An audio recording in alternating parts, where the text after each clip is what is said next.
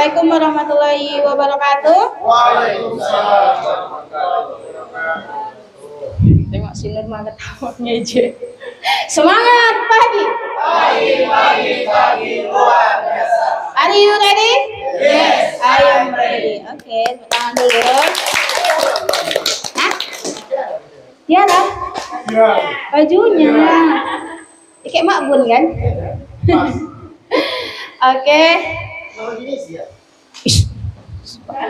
Oke, coba kita berhitung dulu ya. Kayaknya agak nambah daripada semalam. Berhitung dimulai. 1, 2, 3, 4, 5, 6, 7, 8, 9, 10, 11, 14, 15, 16, 17, 18, 20, 23, 25, 26, 28, 29, 30. 30 ya? Kemarin 35 ya? 29 kemarin. Oh ya. Harusnya 35 ya?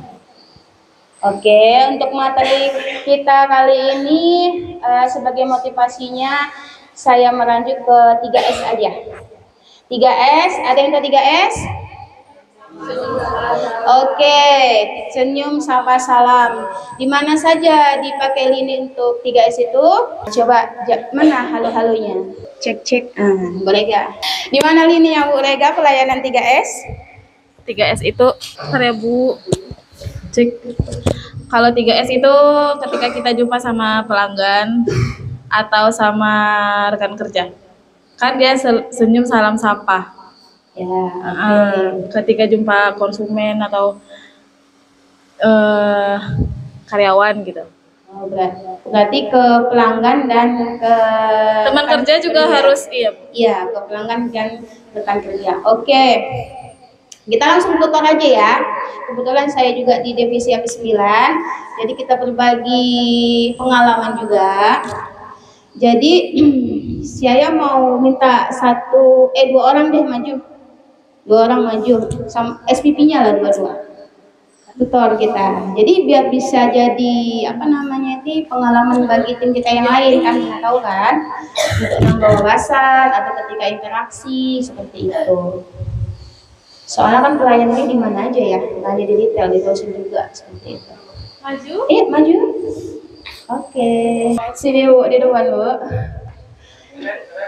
Jadi ini namanya Ibu Bu Risa jadi customer, Ibu Rega jadi customer service ya, atau bagian pelayanan nih.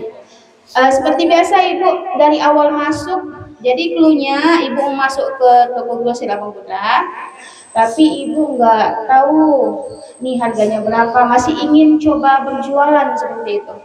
Saya mau jualan nih. Iya, mau coba jualan, tapi Ibu belum tahu nih mau jualan apa. Budget Ibu cuma 1 juta. Oke. Berapa masuk nih Bu?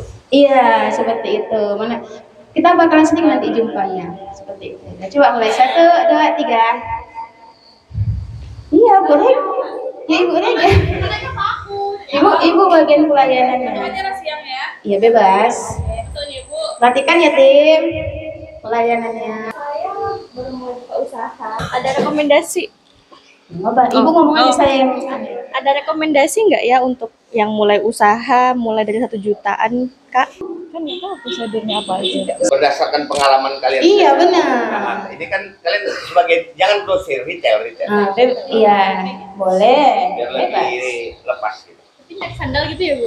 Bebas. Bebas. Kita intinya ke customer service-nya, bukan di tempatnya. Biasa apaan aja kan? Bebas. Ya udah, bebas. Masuk nih. Ya, masuk.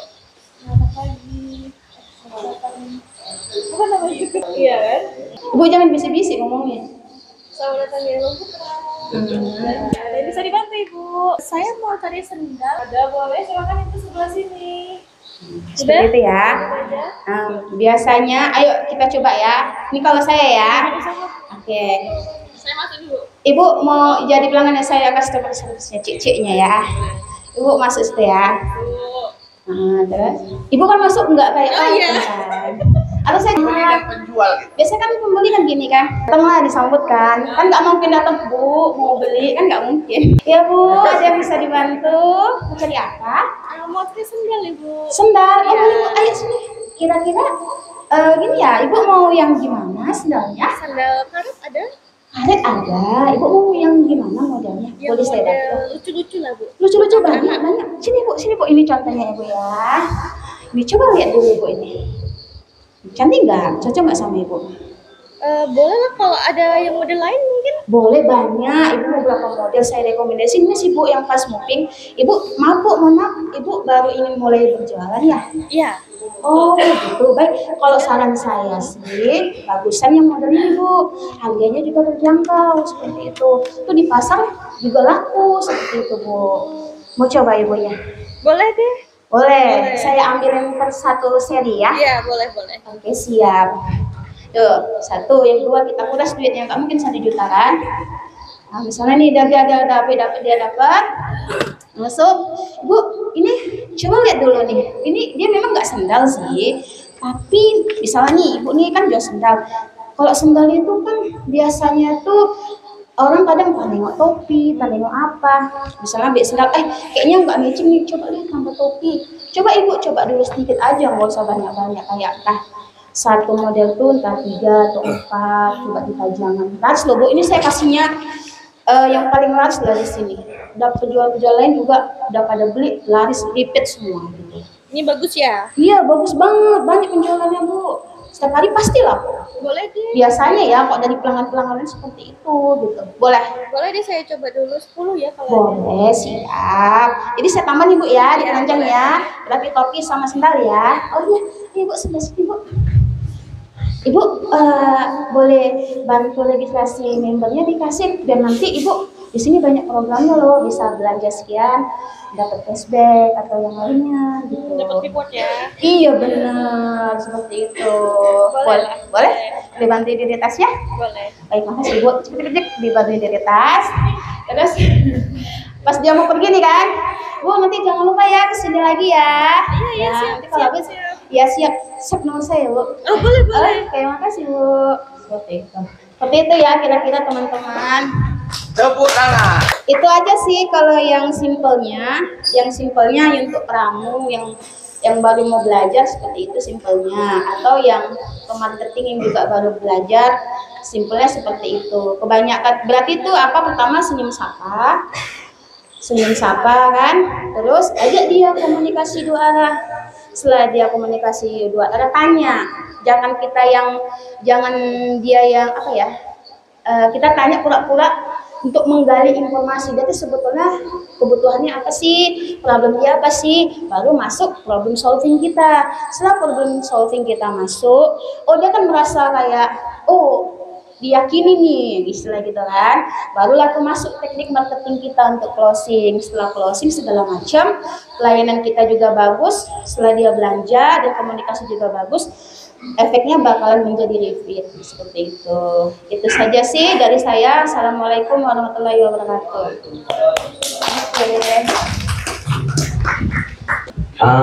Sebelum mulai, yang leader sebelah tengah sama senior Abang Putra beserta leader di sofa, karena titik fokusnya kepada mereka.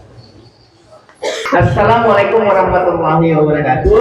Waalaikumsalam warahmatullahi wabarakatuh. Makan nasi pakai ayam, jangan lupa tersenyum. Kalau kalian penting M-nya sama. Oke, seperti biasa. Semalam siapa yang mendapat nasi goreng atau rokok ya? Nggak ada ya? Loli. Jadi ini juga sama. Boleh pilih nasi sederhana atau rokok. Pertanyaannya, apa misi nomor 4 PT Abang Putra Jaya? Pak Wanto? Menjadi mitra Abang Putra Jaya. Kurang tepat. Oke, lihat tadi duluan ini Bapak. Yuk menjadi mitra Abang Putra Jaya. Kurang tepat. Ibu Bintang silahkan. Yuk Misi, bukan program. Menjadi mitra usaha Abang Putra Jaya yang tangguh. Kurang tepat. Oke, sebentar kesana dulu Ibu Halimah. Isi yang nomor 4. Menjadi mitra usaha yang tangguh dan profesional bagi Kurang tepat itu nomor 3. Menyediakan produk yang biasanya hafal. unggul dengan harga yang Luar biasa. Itu nomor 4. Kalau yang Bapak bilang itu nomor 5. Menjadi mitra tangguh untuk pengecer. Memang sudah diterapkan anak muda yang biasanya menghafal ya. Oke, ya.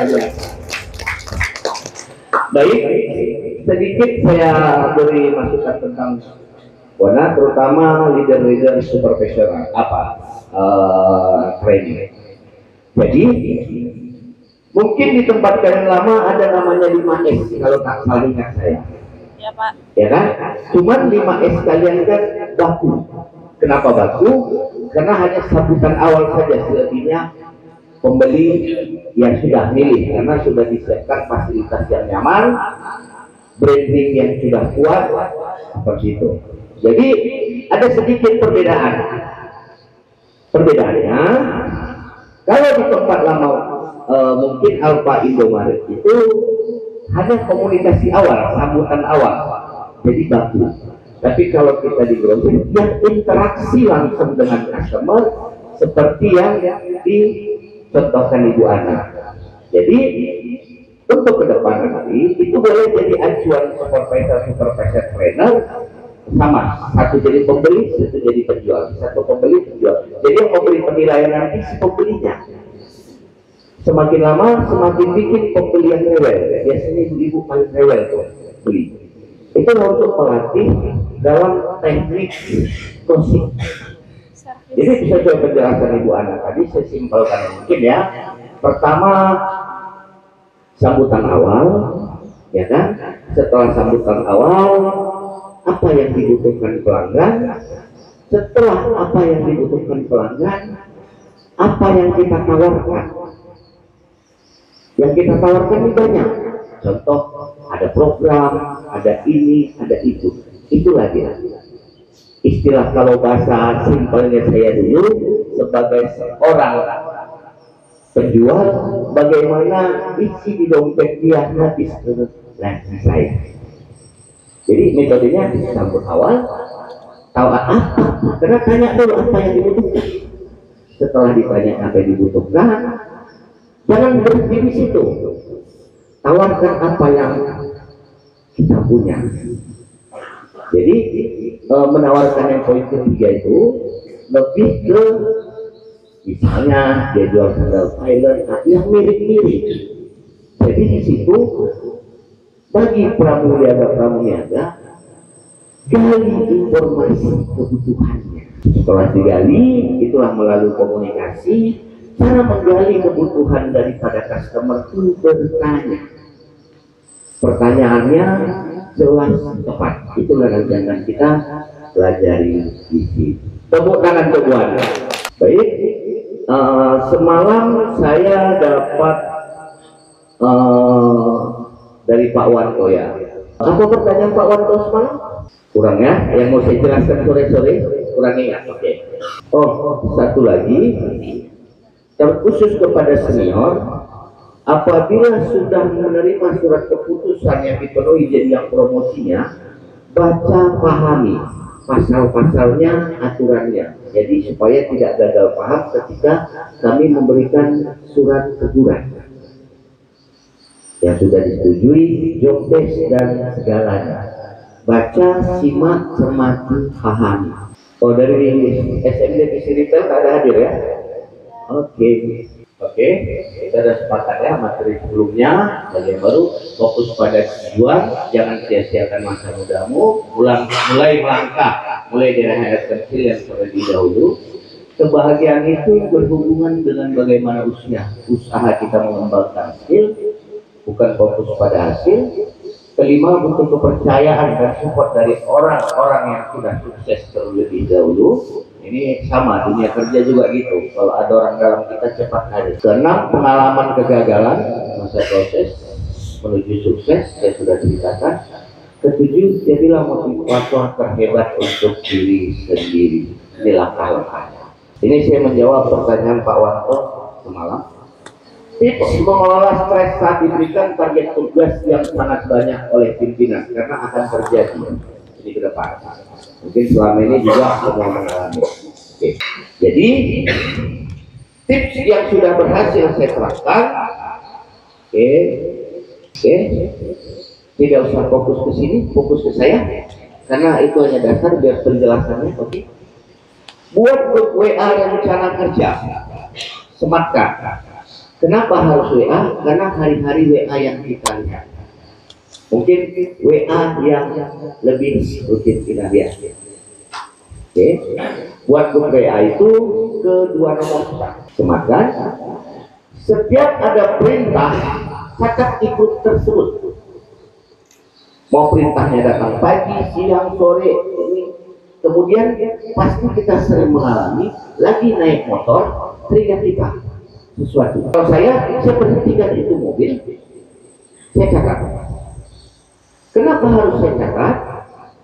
Pertama, kalau saya biarkan lengket di otak saya ini, 5 menit sekarang itu terus membayar. Betul ya? Oke. Tapi ketika kita sudah lepaskan kata, itu lepas.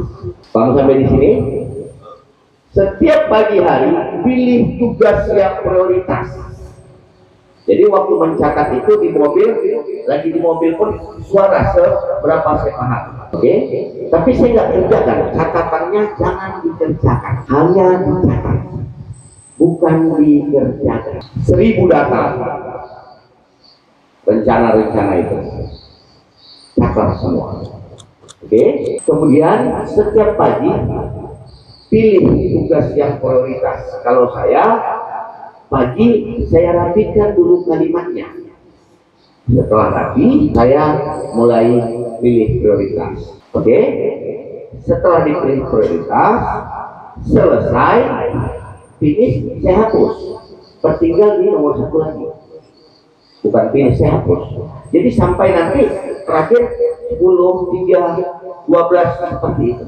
Itu cara yang sudah sukses saya lakukan dengan begitu banyaknya rencana. Nah, dan ini memang sebenarnya dulu sudah saya sampaikan. Kembali saya bilang, segala sesuatu yang seperti yang saya bilang di poin nomor 7 motivasi itu.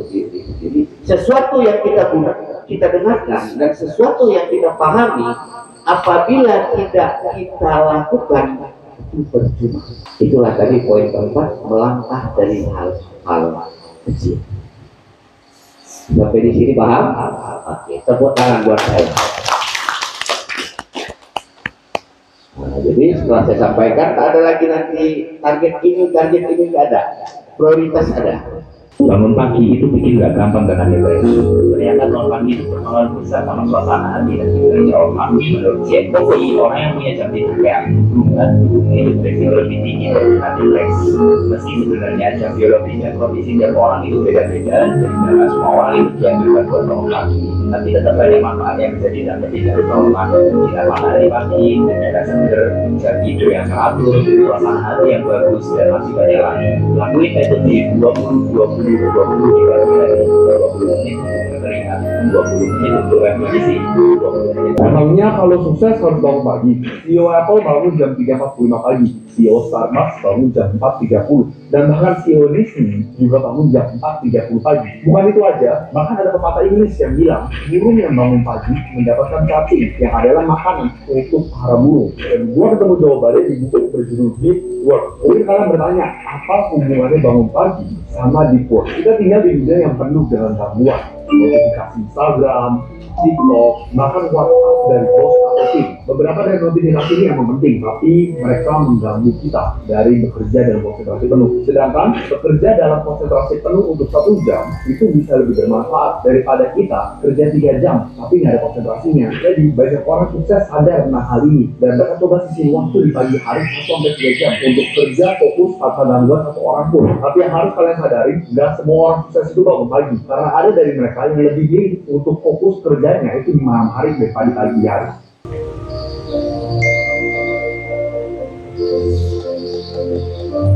Pernahkah Anda merasa bekerja lebih baik di pagi hari? Itu bukan hanya perasaan Anda saja. Penelitian menunjukkan bahwa otak kita berada dalam kondisi paling prima setelah bangun tidur. Pagi hari, otak kita seperti spons yang siap menyerap informasi baru. Spons ini masih bersih dan siap diisi dengan pengetahuan dan ide-ide segar. Itulah mengapa bangun pagi adalah waktu yang ideal untuk mengerjakan tugas-tugas yang membutuhkan fokus dan konsentrasi tinggi, seperti belajar, menulis, atau memecahkan masalah kompleks. So, jika Anda ingin memaksimalkan potensi Anda, coba bangun lebih awal dan manfaatkan waktu pagi yang berharga ini. Anda akan terkejut melihat betapa produktif dan kreatifnya Anda saat memulai hari dengan pikiran yang segar dan siap bereaksi.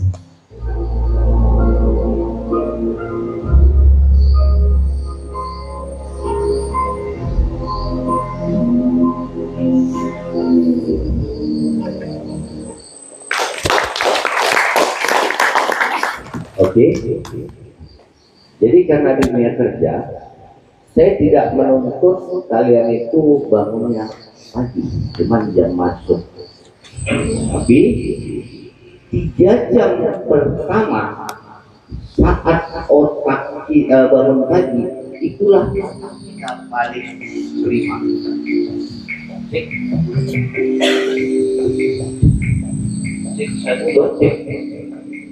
Oke, saya ulangi.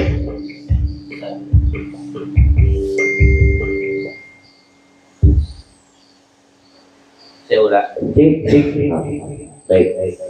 Saya ulangi lagi ya. Pertama, Hindarkan suratnya. Ceknya hilangkan.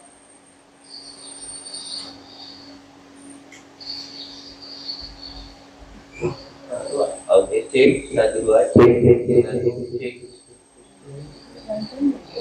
1 Oke, ya. Biar semangat lo. Are you ready ya?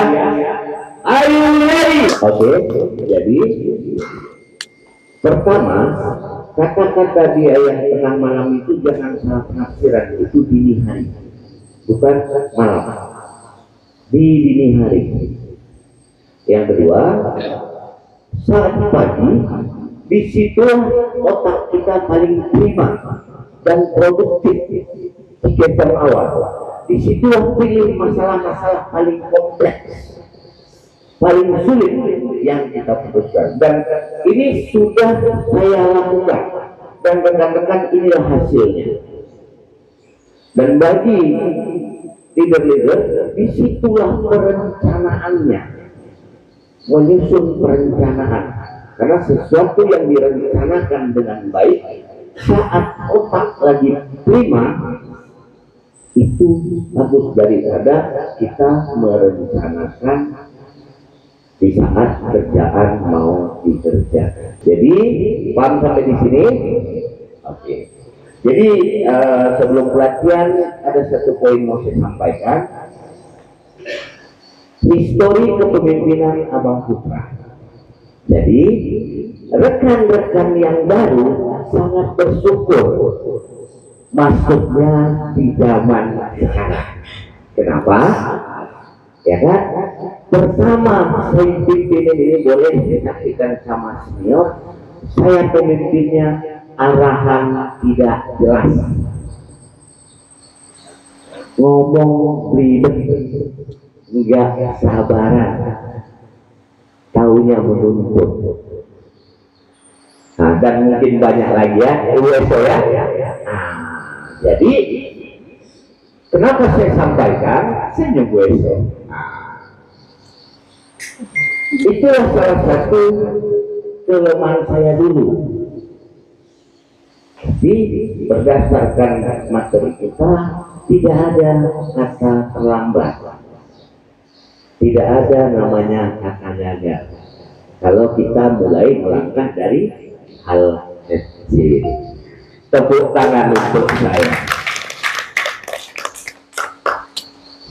Oke, jadi kita ke materi sesuai yang saya sampaikan.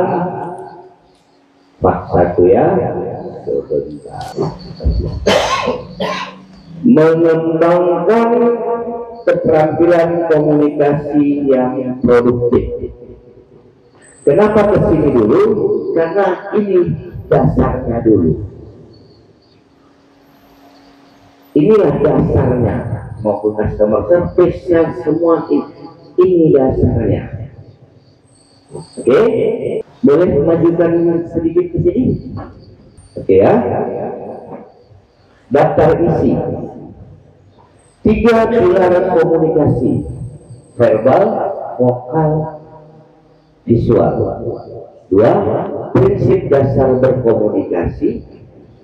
3. Trilogi berkomunikasi yang efektif. 4.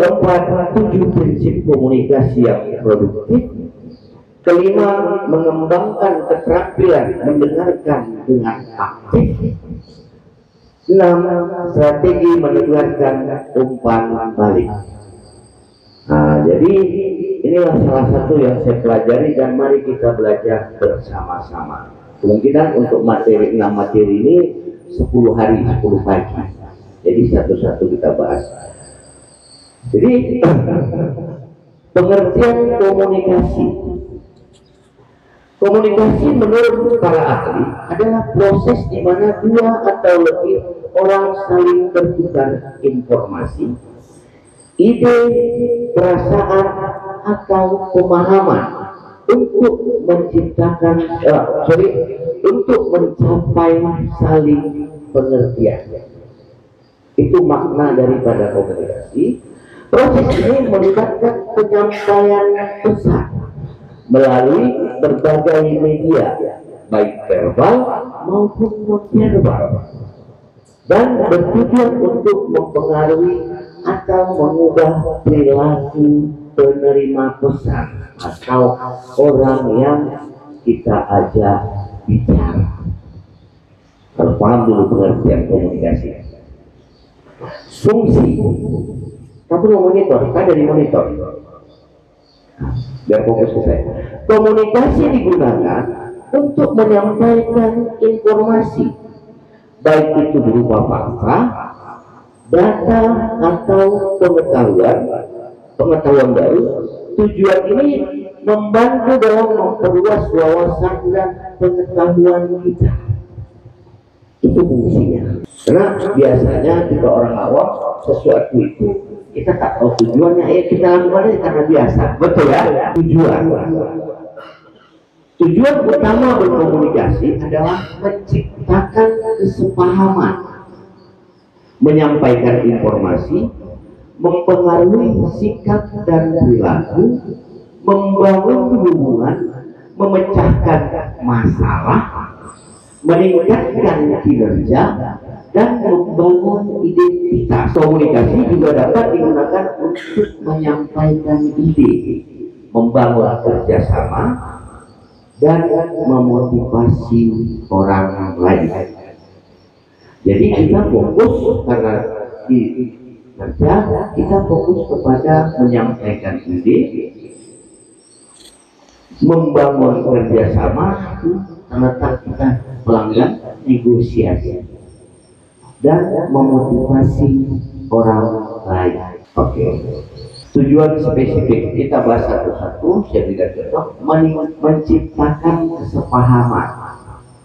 Jadi waktu berkomunikasi itu lebih identik kita fokusnya kepada kelemahan. Padahal kita berkomunikasi agar terjadi kesepahaman antara peran A dan B. Karena itulah pertanggungjawaban kepada pimpinan. Kedua, menyampaikan informasi. Contoh, kita atasan bagaimana menyampaikan informasi ini agar jelas kepada bawahan. Menyampaikan informasi sudah tadi ya jelas, membangun hubungan. Nah, ini terletak pada sales, penjual. Bagaimana kalian membangun hubungan? Habis terbangun, bagaimana menjaga hubungan itu? Karena apa yang kalian bawa itu nama PT Abang Putra Jaya. bukan nama pribadi. Setelah membangun, bagaimana menjaganya? Memecahkan masalah atau problem solving itu terfokus kepada leader yang dari bawahannya semua ini Kak gimana, ini Bu gimana, ini Pak gimana, ini. Kenapa? Dipilih leader, diupah yang lebih tinggi, ada tanggung jawabnya problem solving. Nah, jadi bagaimana berkomunikasi itu agar problem solving itu dapat kita pecahkan, dan itulah yang ditunjukkan pimpinan, inilah hasil kami. Itu meningkatkan kinerja. Otomatis kalau komunikasi sudah baik antara pimpinan dengan bawahan atau tim, otomatis kerjanya pasti tercapai cepat, tepat, akurat. Karena pemahamannya sudah pas. Jadi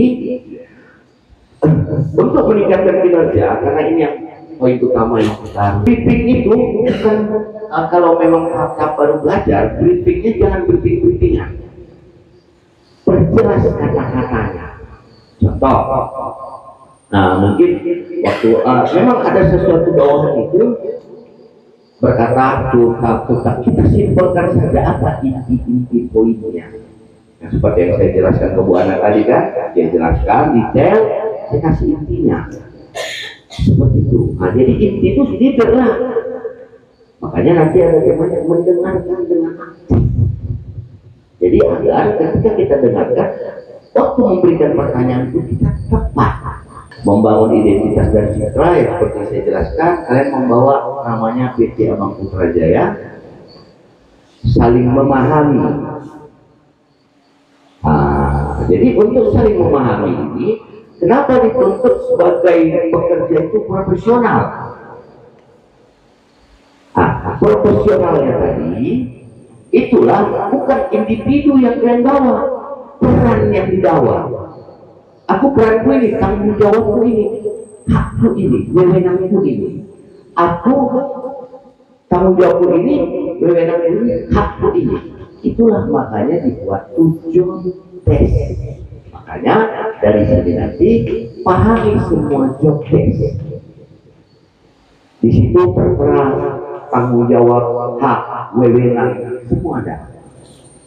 Itulah yang dibawa peran. Jadi seorang pimpinan akan menilai itu fokus kepada perannya. Permasalahan itu akan dimasukkan ke perannya. Peran peniaga apa ininya, peran sales apa, peran ISP apa, peran leader apa, seperti itu. Jelas ya? Mencapai kesamaan opini. Nah, karena kita interaksi semua peran, supaya satu opininya. Gimana bos senang? Pasti visinya harus jelas, dapat, tujuannya dapat. Kan itu kan? Gimana bos senang? Kan namanya bekerja kita kan itu kan kuncinya. Karena kalau bosnya senang, anak buahnya ikut senang. Kalau bosnya senang, anak buahnya nggak ikut senang, otomatis anak buahnya keluar. Begitu juga sebaliknya. Ketika bosnya tidak senang, anak buahnya senang. Itulah tadi peran.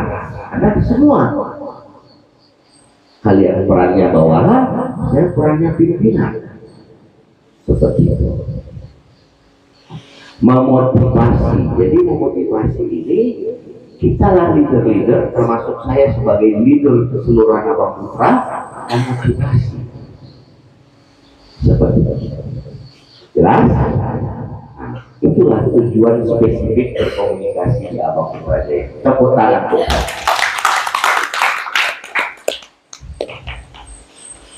Oke. Rangkaian keberhasilan dalam berkomunikasi. Ininya belum lewat, sorry. Pencapaian keberhasilan sesuai keinginan kita. Langkah pertama, nilai dari kepercayaan diri kita dan pikiran kita. Jadi yang membuat itu misalnya ada yang nanti dia berkomunikasi pikiran kita. Oke. Setelah dari pikiran barulah keluar dari lisan. Apa yang kita ungkapkan? Ketika keluar dari lisan kita, teman bicara kita menganggap komunikasi kita bisa dipercaya, apa yang kita lakukan? Apakah ucapan kita sesuai dengan yang dia pandang? Apakah ucapan kita hanya omong kalau bahasa lain? Barulah hasil, itulah hasil. Itulah rangkaian keberhasilan kita dalam berkomunikasi.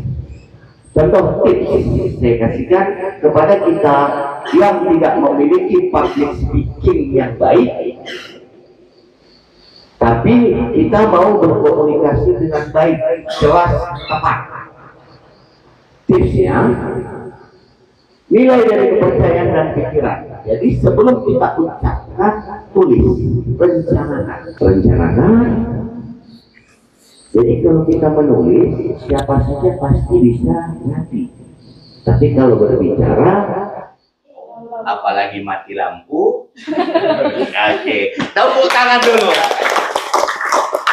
Ya, jadi selanjutnya berkomunikasi. Tadi sampai sama mana, Sab? Ditulis. Oke. Begitu juga, tapi nanti akan pendalamnya nanti tema pendengar aktif sama seperti Bu Ana berbicara.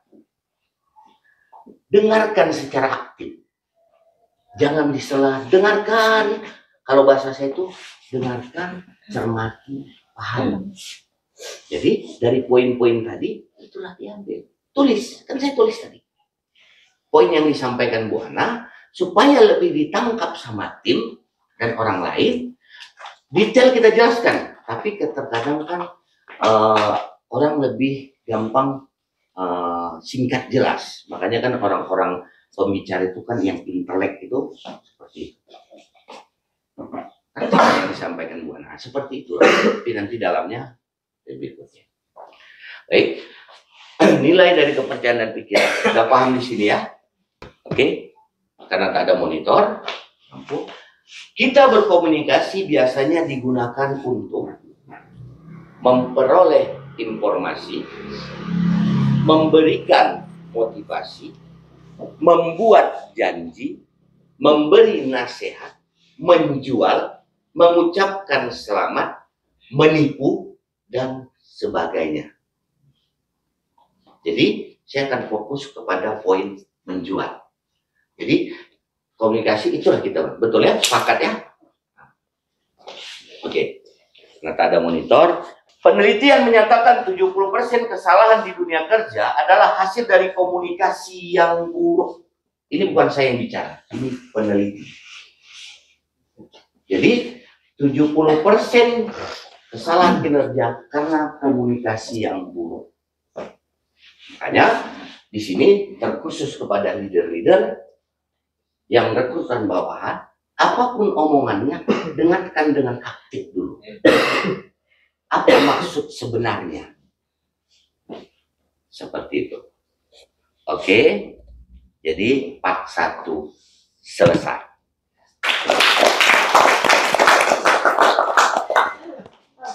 Baiklah. Karena waktu juga sudah durasi lewat 5 menit, seperti biasa kita akan mulai seperti biasa. Sebelum aktivitas, kita akan mulai dengan berdoa menurut agama dan kepercayaannya masing-masing. Berdoa dimulai. Doa. Jadi apa yang saya sampaikan tadi semoga dapat bermanfaat untuk kita semua, terkhusus untuk saya pribadi. Ya kan? Wabillahi taufiq wal hidayah. Assalamualaikum warahmatullahi wabarakatuh.